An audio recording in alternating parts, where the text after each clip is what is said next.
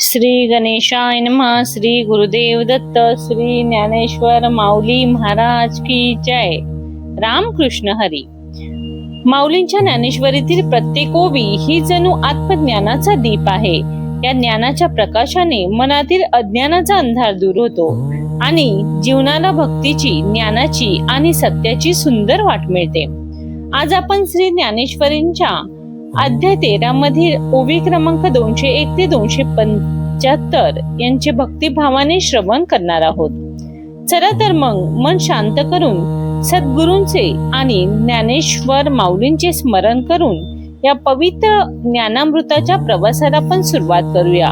श्री ज्ञानेश्वर माऊली महाराज की जय. रामकृष्ण हरी. किंबहुना ऐसी चिन्हे जया देखसी, जानतया ज्ञानेसी शेज जाहरी. किंबहुना ही चिन्हे तुला जिथे आढळतील तो ज्ञानी किंवा ज्ञानाचा अधिकारी आहे असे समज. तरी अदंभित्व ऐसे लोभियांचे मन जैसे, जीव जाओ परी निमुसे ठेविला ठाव. अदंभिकपणा त्याला म्हणावा की कृपण मनुष्य प्राण जाण्याची वेळ जरी आली तरी जसा आपला ठेवा प्रकट करत नाही. तया परी गिरिटी पडिला ही प्राण संकटी, परी सुकृत न प्रकटी अंगे बोले. त्याप्रमाणे अर्जुना, प्राणाचे संकट आले तरी मी अमुक एक सत्कृत्य केले आहे अशी जो आपल्या तोंडाने कधीही प्रसिद्धी करत नाही.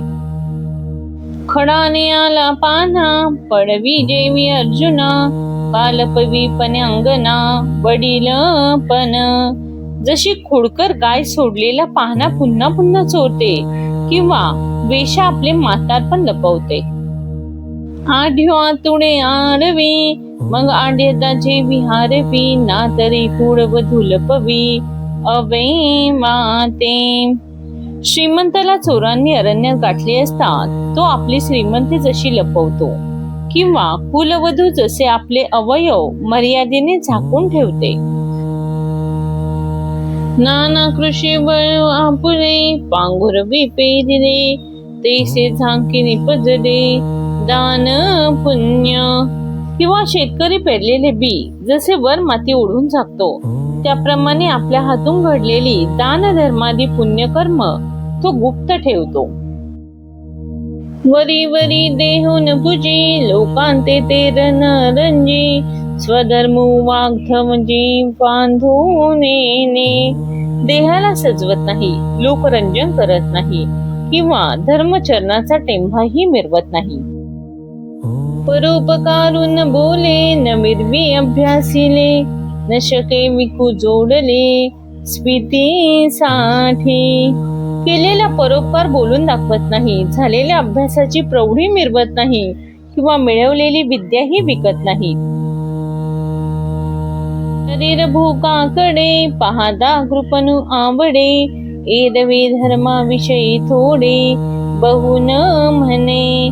शारीरिक भोगांसाठी कृपणासारखे वागतो, पण धर्माची बाब असली म्हणजे थोडाफार न म्हणता हवा तेवढा खर्च करतो. दिसे साकंड देहाची आयती रोड, परितानीच या होड सुरत दुसी. घरात पाहिले तर गरिबी दिसते, शरीर पाहावे तर रोडच दिसते, पण दान धर्मामध्ये मात्र कल्पतरू बरोबरही पैंस मारतो. किंबहुना स्वधर्मी थोरू अवसरी उदारू, आत्मचर्चे चतुरू एरवी वेडा. किंबहुना स्वधर्मचरणात अत्यंत थोर, प्रसंगानुसार दानशूर, आत्मचर्चेमध्ये निपुण असा असून इतर गोष्टी पाहून गेले तर मात्र वेड्यासारखा दिसतो. केळीचे दळवाणे हळू बोकळ आवडे, परी फळोनिया गाडे रसाळ जैसे. केळीची सोपटे हलकी आणि पोकळ असतात, पण त्याला फळे आल्यावर ती जशी रसाळ आणि भरपूर येतात. का मेघांचे अंग झील दिसे वारेनी जैसे जाईन, परिवर्षती नवल घनवट ते.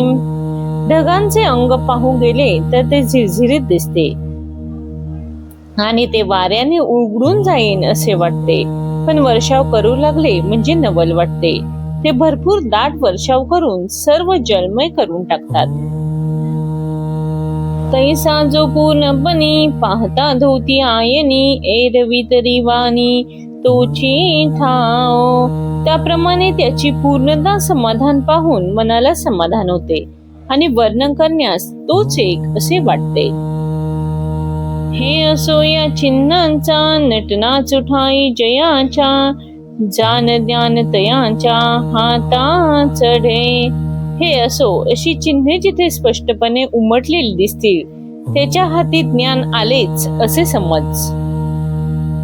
गादम अदंभन मनीतले ते हे जाण, आता ऐक खून अहिंसेची. अदंभ पण म्हणतात ते हेच, आता अहिंसेची लक्षण ऐक.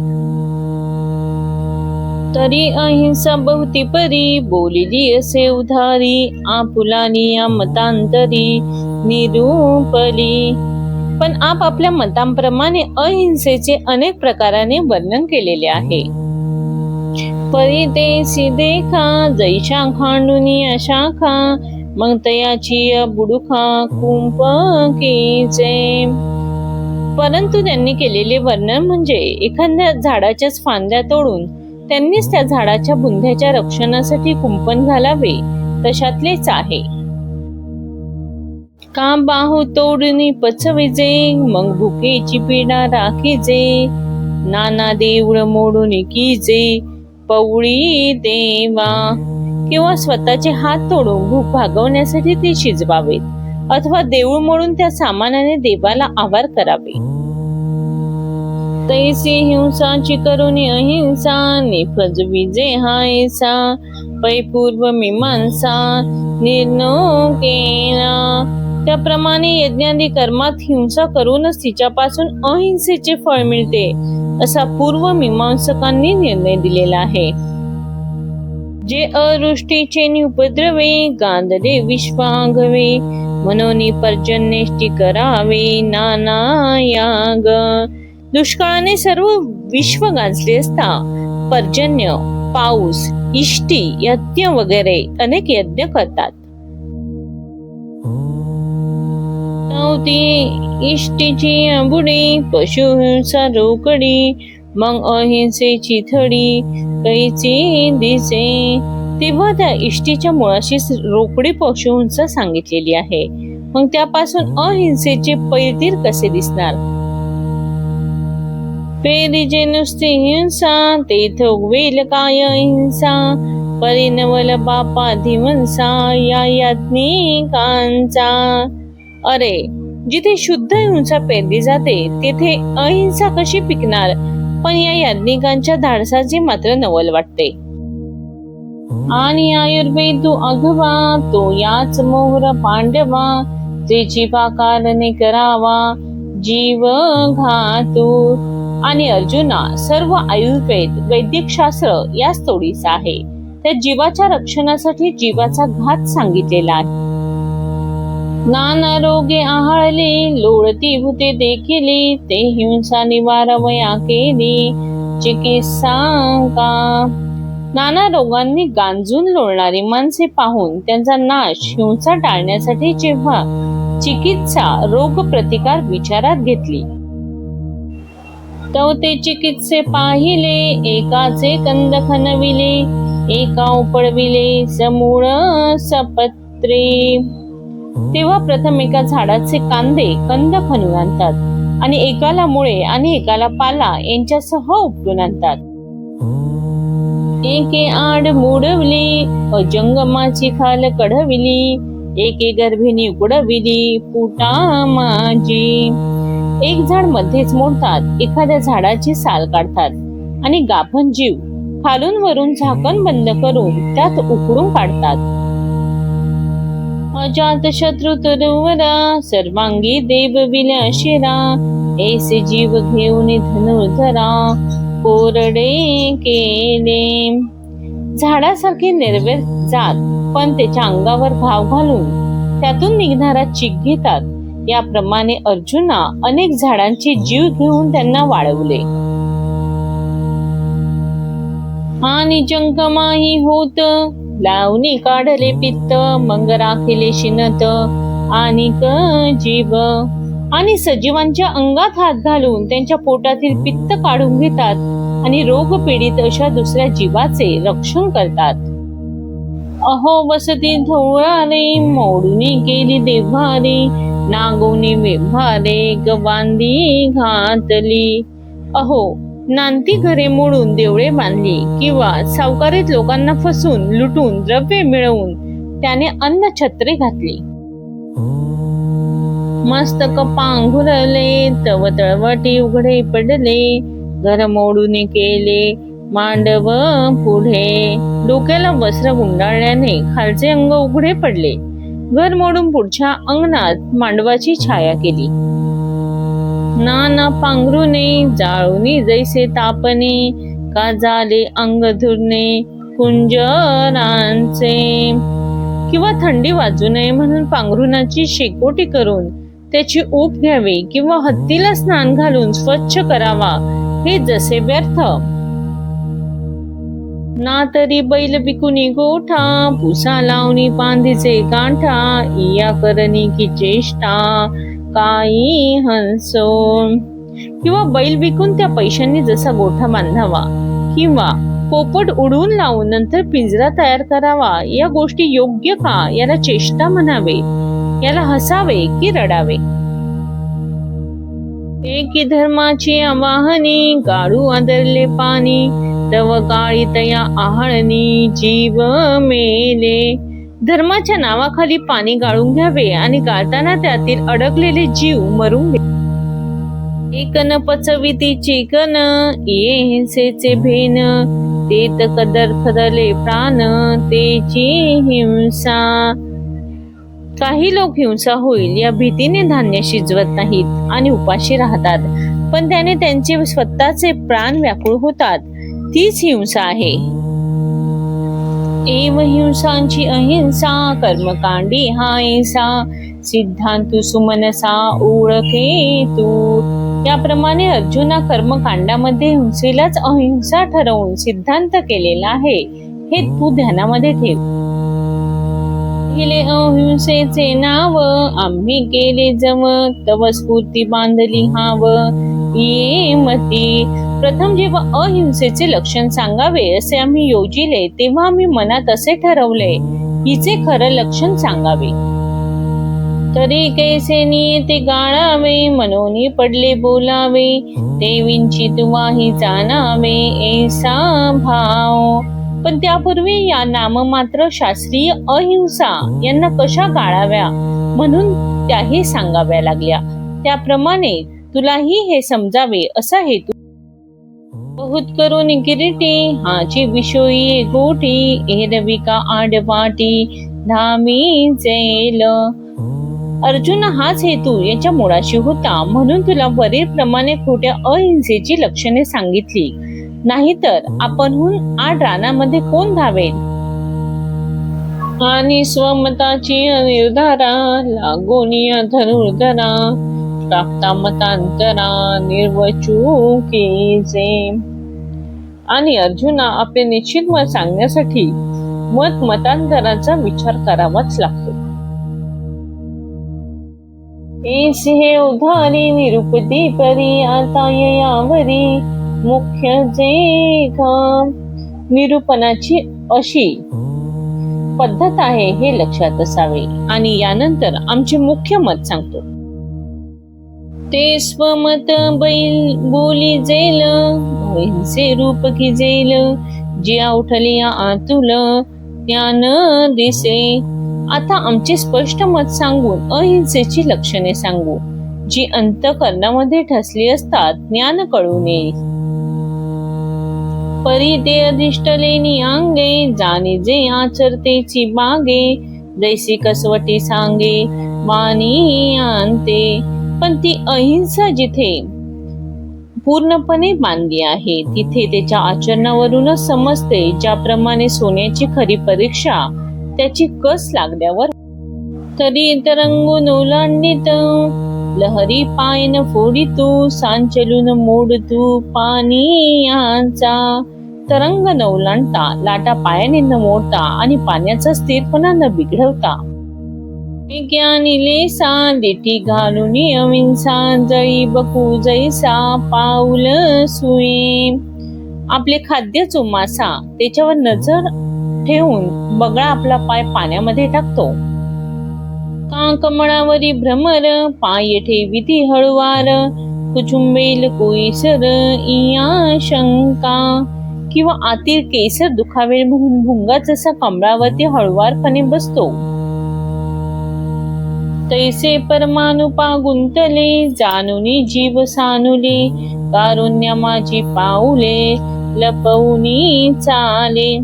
त्याप्रमाणे परमातूनही सूक्ष्म जीव आहेत या भावनेने, करुणेने तो जमिनीवर हळूच पाय ठेवून चालतो.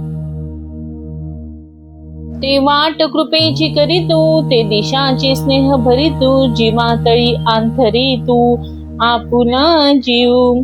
तो जातो तो रस्ताच कृपेने भरतो आणि ज्या दिशेला पाहतो तो प्रेमाने भारून टाकतो आणि प्राण्यांच्या खाली आपला स्वतःचा प्राण अंथरतो. अर्थात स्वतःच्या प्राणापेक्षा इतर प्राण्यांच्या जीवाला जो अधिक जपतो. जतना चालणे जय अर्जुना, हे अनिर्वाच्य परिमाना पुरी सेना. अर्जुना, असे ज्यांचे जपून चालणे असते, ज्यांच्या चालण्याचे वर्णन करता येत नाही आणि त्यांच्या चालण्याला कोणताही पुरावा दिला तरी तो पुरा पडत नाही. पै मोहाचे निसांगडे, लासी पिली धरी तोंडे, तीर्थदातांचे आगरडे लागती जैसे. प्रेमाने मांजरी जेव्हा आपली पिल्ली तोंडात धरते तेव्हा त्यांना तिच्या दातांची टोके जशी लागतात, खूपच बोचत नाहीत. का स्नेहाळू माये, तान्ह्याची वास बाहे, ती दिठी आहे हळुवार जे. किंवा कृपाळू माता जेव्हा आपल्या तान्ह्या लेकराची वाट पाहत असते तेव्हा तिच्या दृष्टीमध्ये जो हळुवारपणा असतो. नाना कमळ दळे, डोलविती डाळे, तुझेने पांडे बुबुळे, वारा घेपे. अथवा कमळाच्या पाकळीने हळूहळू वारा घेतला असता तो जसा बुबुळासही गोड वाटतो. ते सेनी माधवे पाय, भूमीवरी निस तू जाय, लागती तेथ होय जीवा सुख. तशा मृदूपणाने तो जमिनीवर पावले टाकतो आणि ती ज्या जीवास लागतात त्यांना त्याचे दुःख न वाटता सुखच वाटते. चालता तुम्ही कीटक पंडुसुता, देखे तरी मागवता हळूची निघे. इतका हळूहळू चालत असताना सुद्धा जर त्याला वाटेत कृमी कीटक दिसले तर तो हळूच मागे वळतो. ने पाव धडफडेल तरी स्वामींची निद्रा मोडेल, रचलेपणा पडेल झोती हन. आणि मनात म्हणतो, जर पाय आपटेत चाललो तर स्वामी जीवाना साच निद्राभंग होईल किंवा त्याच्या स्वस्थपणाला धक्का पोहोचेल. या काकुळती वाहने घे मागवते, कोणीही व्यक्ती नवचे वरी. अशी दया येऊन कोणत्याही व्यक्तीला धक्का न देता मागे फिरतो. या जीवाची निया नावे, तृणातेही नौलांडावे, मंगलेखिता जावे हे के गोठी. गवतालाही जीव आहे म्हणून जो त्याला तुडवत नाही, मग तो वाटेकडे नजर न देता चालेल ही गोष्टच कशाला. मुंगे मेरून ओलांडवे, मचका सिंधून तरवे, तैसे भेटलिया न करवे अतिक्रमो. मुंगीला मेरू पर्वत ओलांडता येत नाही, चिरटाला समुद्र ओलांडता येत नाही, तसे कोणत्याही प्राण्याच्या वरून जाणे अशक्यच. ऐसी जयाची चाली, कृपा फळी फळाली, देखसी जी आली दया वाचे. अशा प्रकारची कृपापूर्ण अशी ज्याची वागणूक आहे आणि ज्याच्या भाषणातही मूर्तिमंत दया अवतरलेली आहे. स्वये श्वसनेची ते सुकुमार, मुखमोहाचे माहेर, माधुर्या जाहले अंकुर दशन तसे. जो श्वासोच्छवासही अतिशय जपून करतो आणि ज्याचे मुख हे जणू प्रसन्नतेचे माहेरघरच आहे आणि ज्याची दंत पंक्ती म्हणजे त्या मोहक सुखाला फुटलेले अंकुरच आहेत. पुढा स्नेह पाझरे, मागा चालती अक्षरे, शब्द पाठी अवतरे, कृपाधी. आधी स्नेहाचा वर्षाव होऊन मगच प्रेमपूर्ण भाषा त्याच्या मुखातून येते. सारांश कृपा आधी आणि कृपेचे भाषण नंतर असा प्रकार असतो. तब बोलण्याची नाही, बोलो म्हणे जरी काही, तरी बोल को नाही कृपेन का. होता होई तो बोलतच नाही, कारण जर आपण काही बोललो तर त्याने दुसऱ्याची वृत्ती दुखावणार तर नाही ना, अशी त्याला शंका वाटते.